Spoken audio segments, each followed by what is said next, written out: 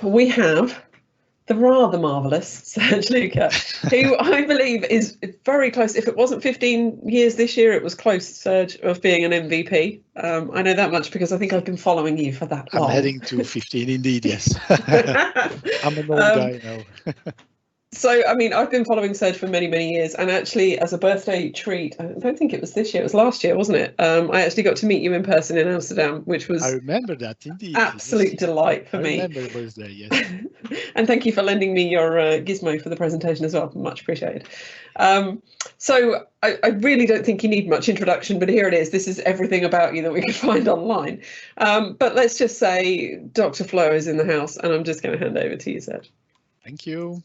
So, good evening or good morning, everyone, depending on where you are.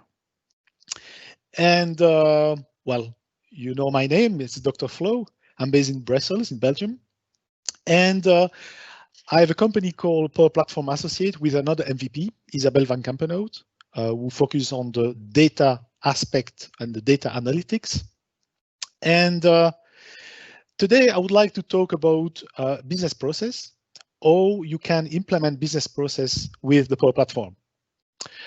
Because if you want to deal with business process, most of the time you need a BPM tool, so a business process management tool, which actually is very complex and very expensive as well.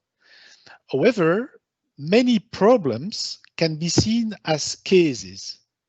And if you follow a simple pattern, which is the case management pattern, you can solve a lot of issues. And if you want to deal with case management, approval is very, very important concept.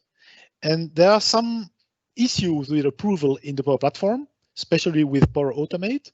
So I've been trying to manage complex business process with Power Automate since the beginning of the product. And there are some limitations. So Power Automate approval is very nice for citizen developer. However, for real and advanced business issues or business process complex, it's very too complex. So let's illustrate that. The good news is I've created a toolkit, which is called the BPM Toolkit, so the Business Process Management Toolkit, which will become free. So I will put that on GitHub. So source codes will be provided. And also the other good news is you will be able to do almost everything without buying premium license. So you just need SharePoint, and normally the Office 365 license should be enough.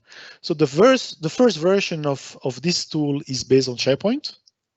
However, in parallel, I'm working on a CDS implementation as well for people who want more.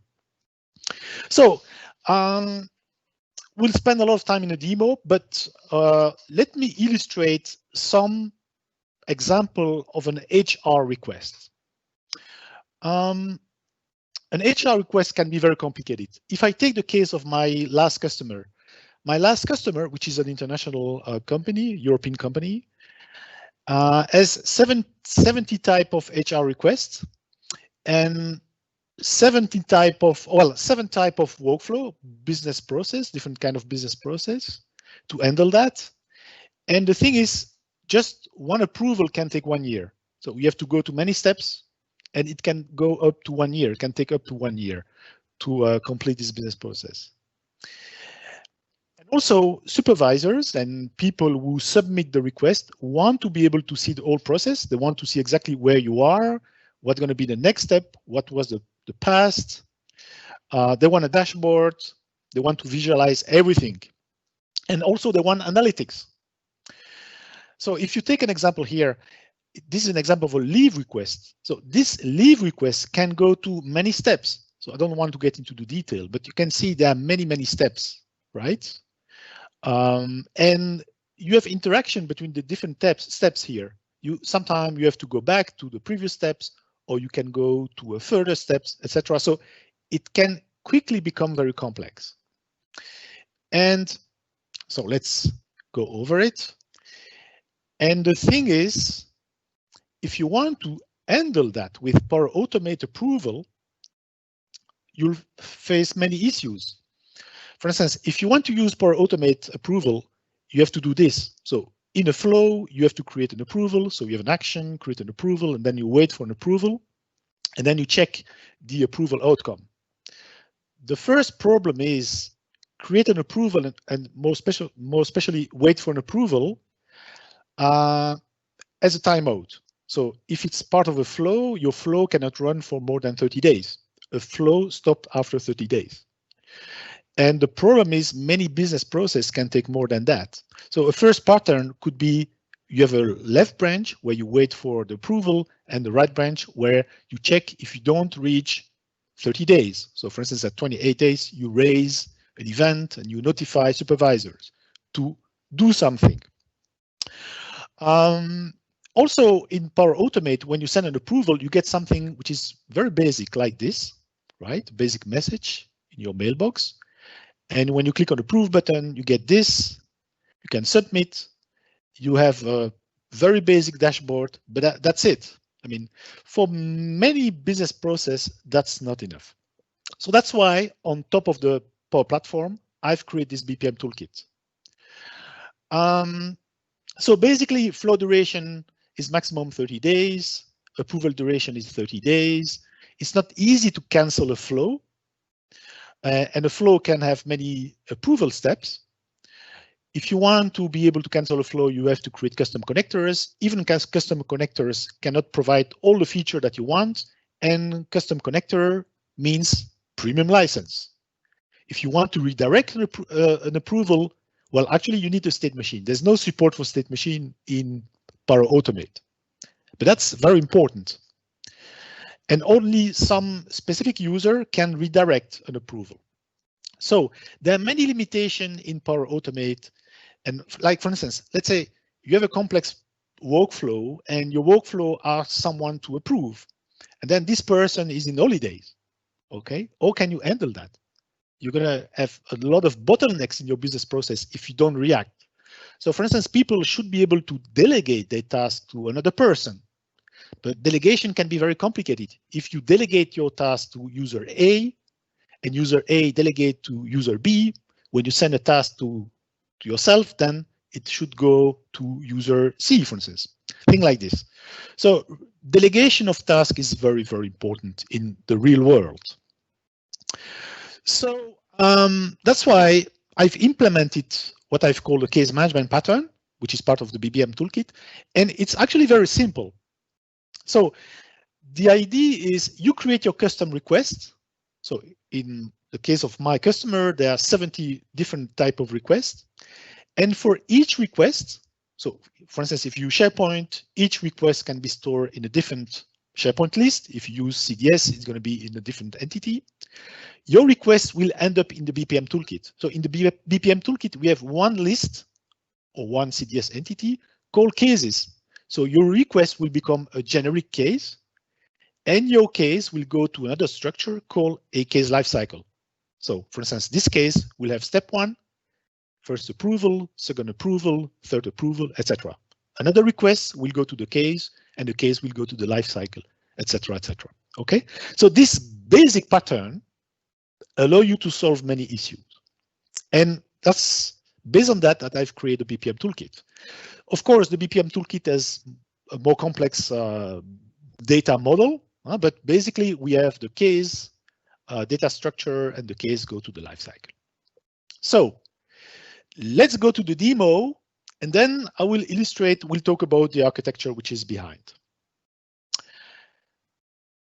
Demo first. Let's say your customer has the following SharePoint portal. And in this portal, user can make HR requests. It could be HR, it could be finance, it could be supply chain, whatever. So this tool can be used in many other situations. So for instance, here, let's start from creating a first request, expense request. It's more complex. So let's say I want to take 30 days off and status is final. And my manager, you can specify manager. So let's say this guy is my manager. And this guy is my second manager, right? You submit that. So this will become a case, and the case will go to the case lifecycle. So now what you can do is, if you are part of the HR officer, if you're an HR officer, you can go to the reserve area and you can have a dashboard and follow the whole case. So let's go there. Do you see this dashboard? Everything is okay on the screen sharing? Yes, we can see that, Serge. Okay, thank you. So this is dashboard where you can follow all business process. So your business process is being built by the BPM Toolkit. If I refresh here, it can take several minutes, right? Travel to Cambridge, it's coming.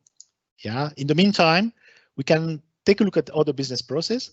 So you can see that a previous request is in a waiting state. So the process, the workflow is running. The next step will be team legal. The next one will be team Bretigny, which is actually Paris, Brussels, Stockholm, Seattle, right? So in this dashboard, you can filter on every process. You can see any process that are completed and approved. Okay, you have KPI here that are waiting, rejected, stopped.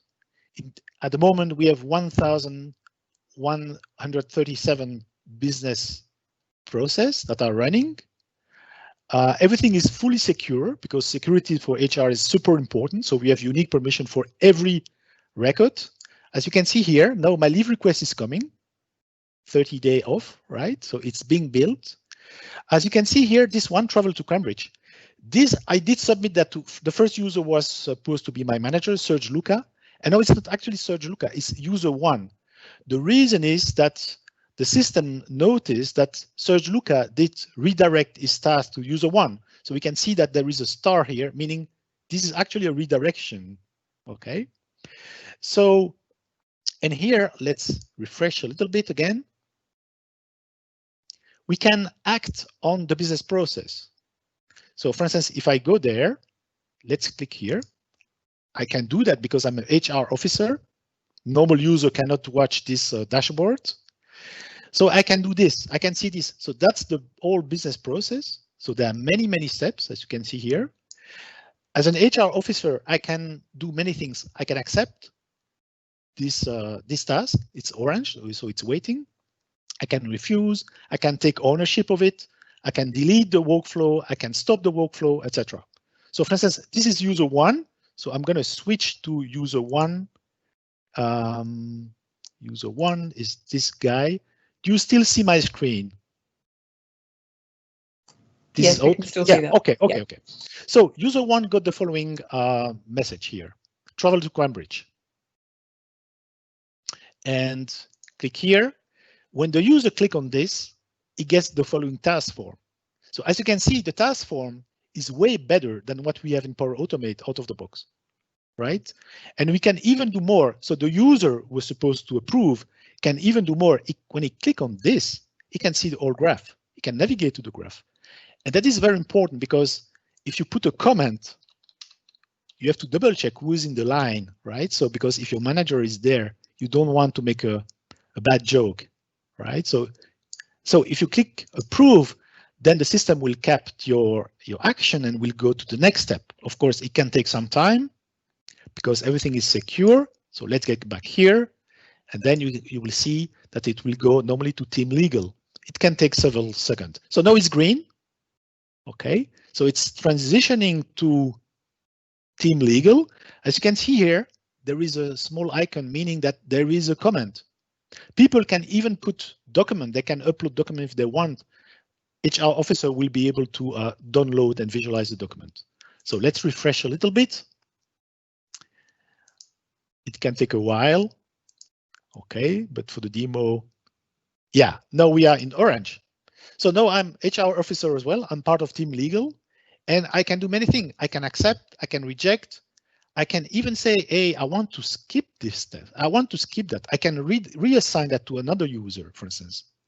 Let's say I want to skip this guy. Skip. I want to get there. So it's like a go-to. It's like doing a state machine, right? So you can skip it. Up, we skip it. You can even get back if you want. You can even say, when the workflow is running, I want to dynamically add a new step. For instance, I want to insert a new step to this guy. Let's say this person here. So this step will come here. So we'll move all over steps. So let's click on confirm, and you will see that you can do a lot of things.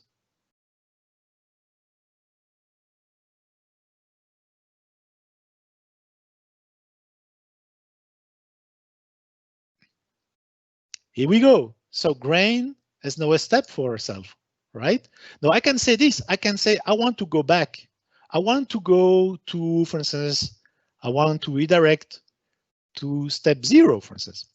Let's go back. I mean, it's a state machine on top of Power Automate. Yes, we can do it just by using flow.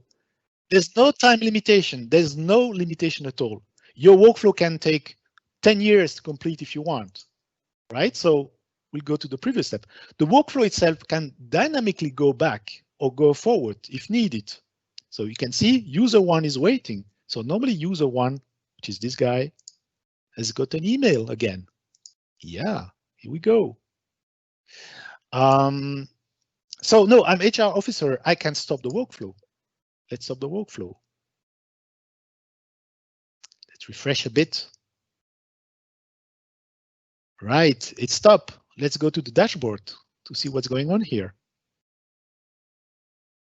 The workflow is being stopped. Yeah, it's not there anymore because it's stopped. It's there. Here we go. You see, you can do whatever you want. You can search if you want. So let's search through, to the waiting. I want to find a business process with the name Cambridge. There's no Cambridge here. Well, maybe in the stop. Yeah, Cambridge in the stop, right? You see? So you can do a lot of things. Yeah. Also, if you go back here, any user can have its own dashboard. Dashboard here.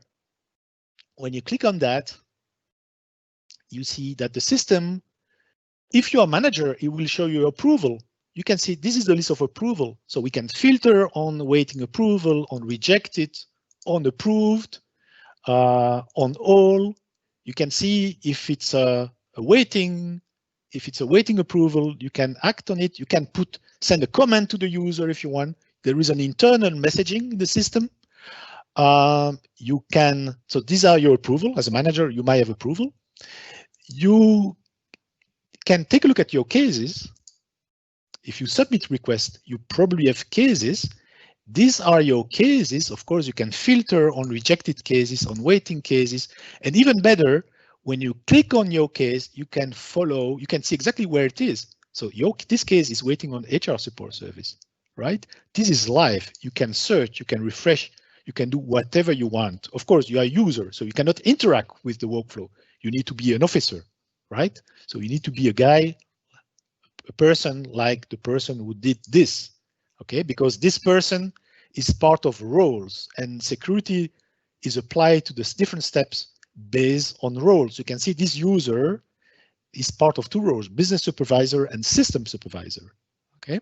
So he has a lot of possibilities, a lot of options, okay? So, so basically, this does not require any premium connector. So you can redirect, you can reassign, you can, there's no limitation at all. So it's a very, very interesting platform. Now, let's take a look at the architecture. Okay, so the architecture is the following. First, the first implementation is based on SharePoint Online, right? The next implementation will be based on the Common Data Service. So we need to provide both. Some customer need CDS, other need SharePoint. Most of the code is based on Power Automate. Okay, 90% of the code is Power Automate, 10% is Power Apps. However, for some user, for some customer, the pricing model for Power Automate might not be the most interesting. So if they want some component, and I will talk about the component, can be implemented in Logic Apps. Okay, so you can use Logic Apps if you want. This is the architecture. So there are two modules, the core, and in the core you have different sub-modules, like the most important, which is the workflow runtime module, which run all the time. I will show you how that works. There is a lot of magic in there. Everything is implemented with Flow, with Power Automate. We have a workflow generator because customers want to be able to create their own workflow, their own logic, without writing code. They want to be able to change that. There is a security module because when you assign a task to a set of users, to a set of teams, you need to make sure that every information is fully protected. Only the correct member, the correct role can see the information, can change information, right? So security is very important here. We have a notification module. We have a case launcher. We have a process management. Next week, we are going to start on the analytics module. I will get back to this. Tracing, we have archiving module as well. And on top of that, I provide some UI module. So like the task form that you saw, the process dashboard that you saw before. And of course, if you have custom requests that you want to create, you can create your own custom request and your request can be plugged into the system. In terms of architecture, so the architecture is the following. We have the storage layer with SharePoint or SQL or CDS if you want. On top of that, you have the business layer, which is basically Flow. We have UI layer. At the moment, UI layer is based on Power Apps Canvas, but it could be Teams, it could be SharePoint Forms, it could be something else. And we have the analytics layer where we're going to use Power BI, but also maybe AI Builder. I will get back to AI Builder. We have the logging layer. So in the logging layer, we can send information to whatever you want, like the Azure service that we illustrate, like the application insight that Chuck illustrated before. Okay. And communication is the following. So for editing information for the CRUD, it's only Power Apps called Flow that interact with the data layer. The reason is security, because we have Flow that manage security. So Power Apps does not update information directly to the storage layer. However, Power Apps can directly read information from the data layer. And also Power BI, so the analytics layer, can grab information from the analytics. I still have plenty of time. So let's take a look at the code which is behind that. So I have one solution, BPM Toolkit. And in BPM Toolkit, I have a bunch of flows and I have a few Power Apps. Okay. Sorry to jump in again, Serge. Are you meant to be displaying something else on your screen? Yeah. Okay, it's just seeing the Power App at the moment. You still see the Power App at the moment? Yes. Okay. Indeed, the sharing was cancelled. I don't know why. Let me share again. Yeah, so there's some issue with sharing. Do you still see something or? Just waiting for your desktop to crop up. It's very strange. Share does not work. No, it's going to work. Yeah. No, it should work. So we can see a list of Power Apps at the moment? That's a list of Flow and Power Apps. That's correct. Lovely. So that's the code. Okay, so that's the solution, BPM Toolkit. We have a bunch of flows. So most of the code is implemented with Power Automate and a few Power Apps. If you take a look at the core part, which is the runtime, and that's actually the magic.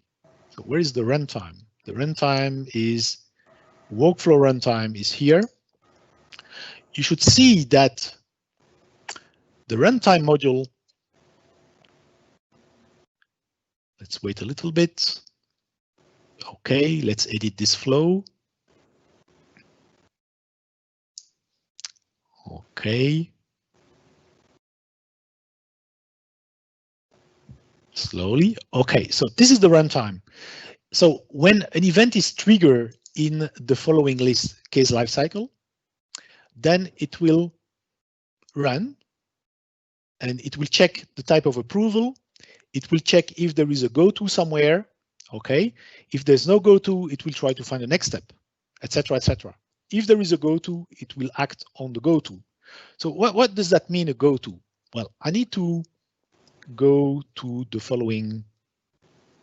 I will go to SharePoint. If you don't see the SharePoint anymore, let me. Okay, let's go to the SharePoint site. Do you still see the site? HR request pipeline. That's correct. Okay, thank you. Okay, so in the BPM toolkit, there are a set of lists that are very interesting.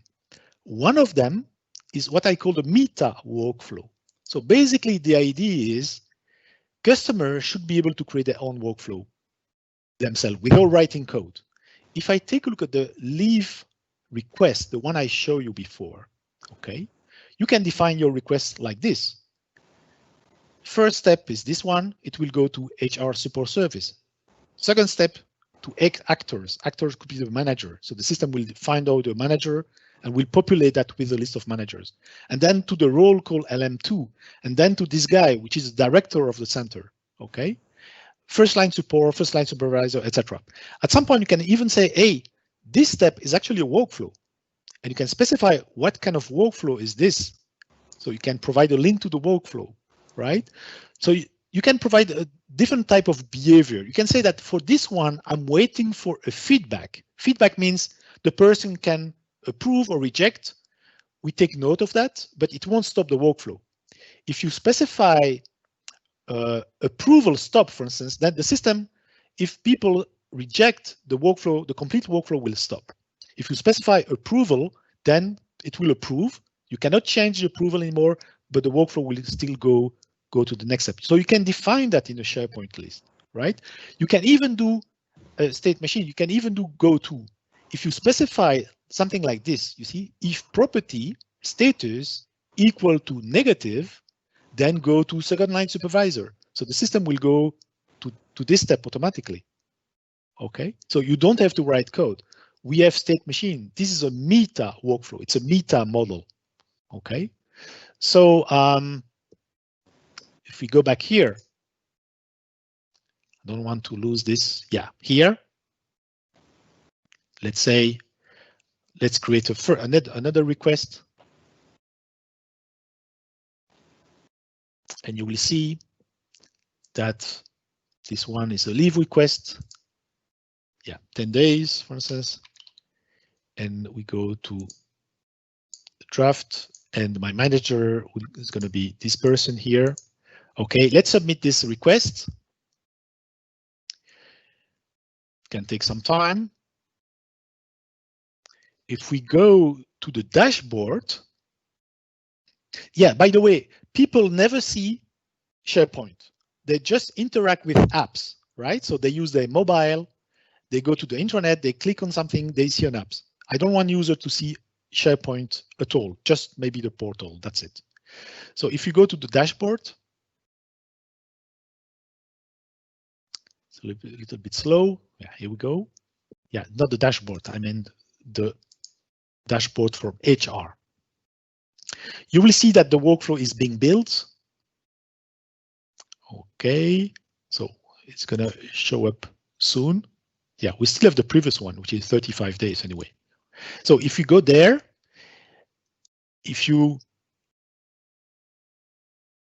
let's interact with the workflow. Okay, so I'm HR support service. If I say cancel, the system will go to one of this step. I think it's this one, second line supervisor, because that's what we define in the model. So if I say reject, you see the workflow is still running. Let's refresh that a little bit. Now you see that HR support service cancel. It's in red. And after several seconds, it can take maybe 10 or 20 seconds. Normally, one of this actor should become orange. I think it's this one. yeah, it can take a while, but it will work.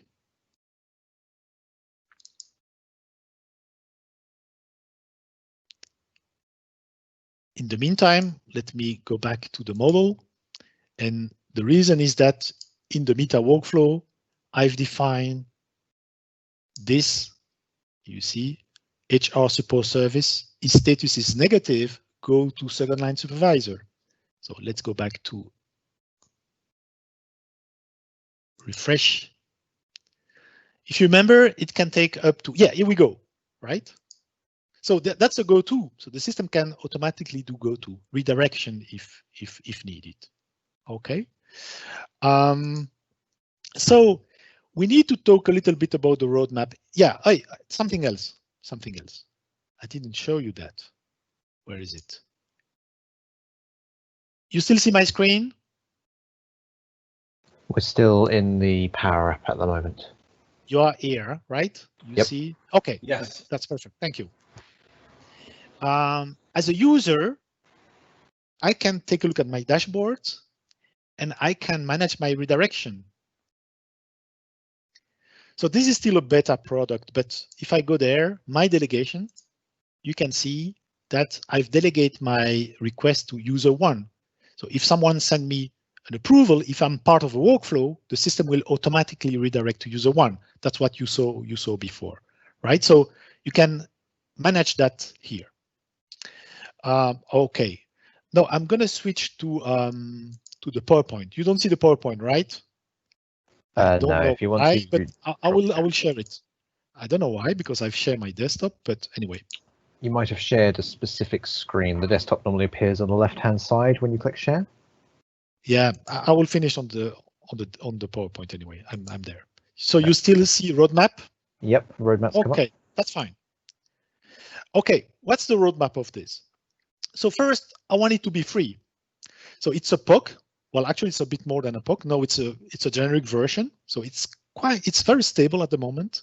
But I want it to be free. I want it to be open source and to end up on GitHub. Okay, I want people to be able to use that without having to buy premium license. We need to provide some generic analytics because in the case management pattern, there are many things that you can provide. Like, for instance, you want to know what are the bottlenecks. Okay, who are the bottlenecks? Which team is the bottlenecks? So out of the box, we can provide this with Power BI. Also, state machine must be visible in the graph. We want to see visual redirection in the graph. So the Raki is already implemented. So we work with role. The common data service implementation will be provided in the next month. Security model is already working. Okay. You can implement different type of workload. Compliance is very important. Anything can be logged, right? So the compliance is very important if you have an internal audit. So it must be compliant with your internal audit requirement. So logging, you must be able to log information. There is a GDPR requirement as well. How long should you keep the information? So we want to provide a compliance module. Also, we want to minimize human approval because if you have many people involved in the business process, they will get approval requests. And by using machine learning, you can guess that some people will approve or reject based on previous action. We already done that on the previous project by using Azure ML, but I think we can use AI Builder to do that as well. Okay, so that's very important as well. Also, if something unusual happened in the business, so in the business process, like if there are a lot of bottlenecks, for instance, someone is in holidays, so someone was supposed to approve many things is in holidays, so many business processes are becoming blocked. The system should automatically notice that there is something unusual and alert the supervisor and say, hey, you should take a look at this guy, is probably not available. You should redirect his task or doing something, right? So we want to put more intelligence in the business process management. Okay, so we want to have an integration with Planner. Also, I've done stress tests. So I've tested up to 1,000 cases. And actually what I have at the moment is more than 1,000 cases. So that works very well. We know that if you use SharePoint, since every information should be highly protected, we have to use unique permission to user, but also to roles, because that's different kind of teams. And so far it handled the load. The problem is if you use SharePoint, we don't have this problem with Common Data Service, but if you use SharePoint, there is a hard limitation, which is maximum 25,000 unique permission. That means that if the system reach something like 15,000, it will automatically use another list. Okay, so you can have some kind of load balancer. So that there's no limitation, right? So the system will trap the request and will put the request in another case lifecycle automatically. So there's no limitation. One of my customers gets something like 5,000 requests a day, especially in September for school allowance, right? So that's going to be the worst stress test I will have, right? So I also need an RPA integration because HR people automatically approve or reject, but at some point, they need to input information in the old system. So the old system is based on Oracle, so it's actually PeopleSoft. So they need to put some information in different other systems, so PeopleSoft and also in a time management system. So I believe that you should be able to put RPA in this logic. Okay. So actually next week, my business partner, so Isabel van Kampenhout, will join me in the project. She will start working on the business intelligence and machine learning part of the project.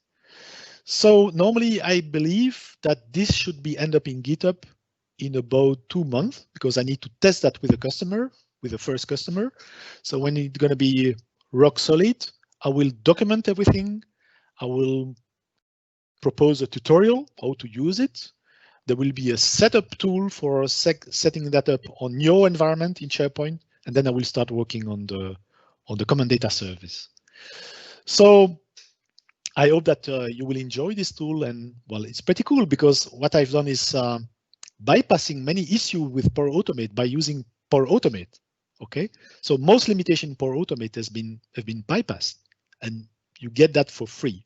There is only one thing, something which is kind of unknown, which is you know that when you use Power Automate, there is a limitation in the number of API call you can do every 5 minutes or per 24 hours. So I believe that you will have to buy some capacity add-on. So I don't know yet how many capacity add-on you will need, but that's something you'll have to pay, right? Also, if you want to integrate that with premium features like having integration with document generation, automatic generation, then you'll need premium license. So I believe that the per-flow license will be something that we'll have to buy. So the per-flow license costs something like $500 per month, and the whole company is covered. So you are legally covered. I think that's really a bargain, right? So realistically, you will need capacity add-on, and you will also need the per-flow license. But in the beginning, everything will be actually free. Okay. Yeah, the solution really feels like it's growing and growing and growing. I mean, I think I saw this in the early days, and it's really got legs now. It's really getting there. And some of your plans for how it's going to grow out in the future. I mean, is this going to be something that you'll be showcasing on the Flow blogs, etc.? Have you already got some material out there that people can go and reference? I don't have anything written on the blogs yet. Okay, I just have video, but yes, when the architecture will be fully stable, because sometimes I still need to move some component out of the runtime, or so something I still changing a little bit. But yes, when everything will be stabilized, yes, I will document everything. Yes, actually, I will put that on GitHub and I will reference that from the blog post. Yes. That's superb. Yeah. And I think we just need to kind of keep in touch and see how this is progressing. And I like the fact that it has this continuous development to it. I don't think you'll ever be done. I think you're just going to keep going and building in all the new technologies, which is fantastic. It changes every day. Yeah. So let me just go back to my slide deck. So again, thank you everybody for attending. This was a big session. We had 3 really massive topics to cover and 3 very special speakers come along this time. So we wanted to fit everything in for you.